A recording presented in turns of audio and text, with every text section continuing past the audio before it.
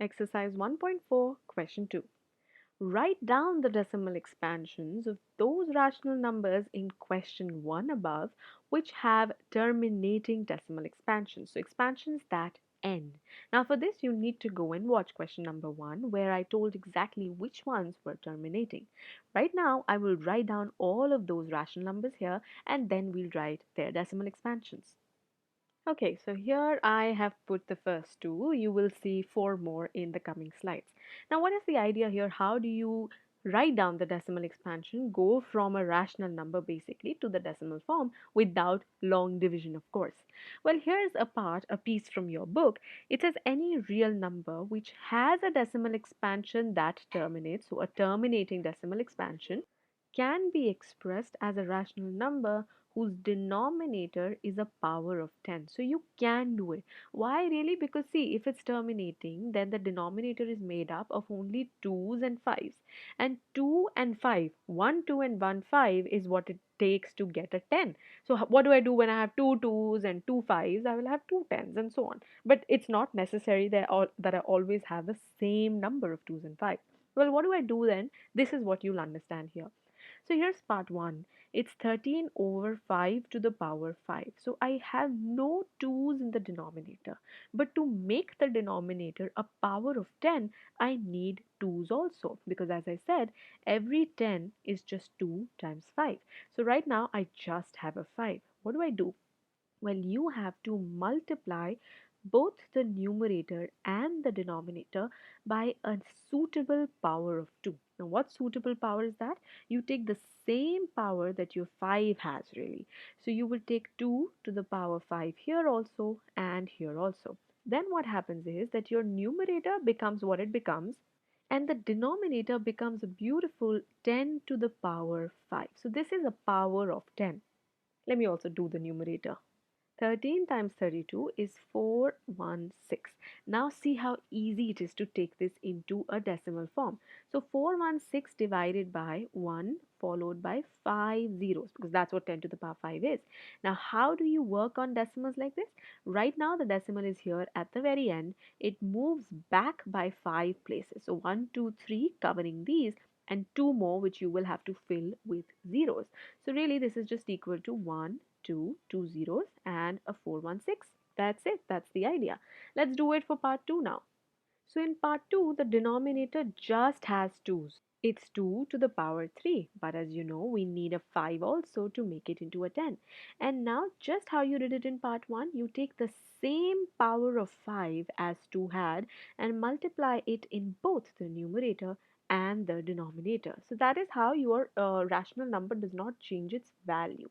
Now the denominator becomes a nice 10 to the power 3 and the numerator becomes 2125. So 2125.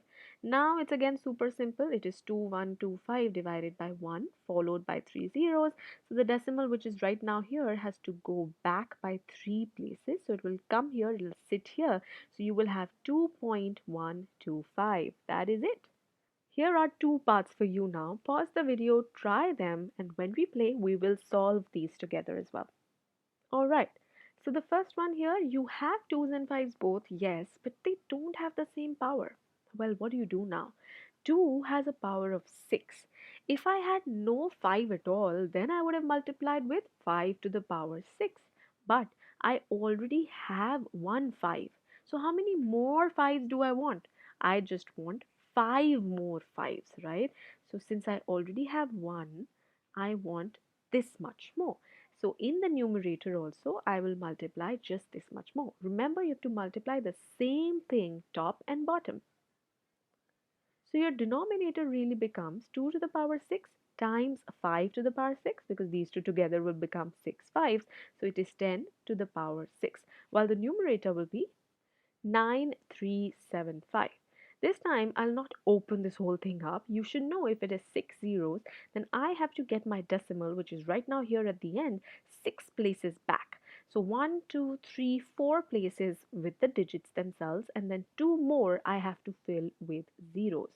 So it's 009375, and the decimal will sit here. So you can put a 0 in the beginning, and you're done. Now let's look at the sixth part.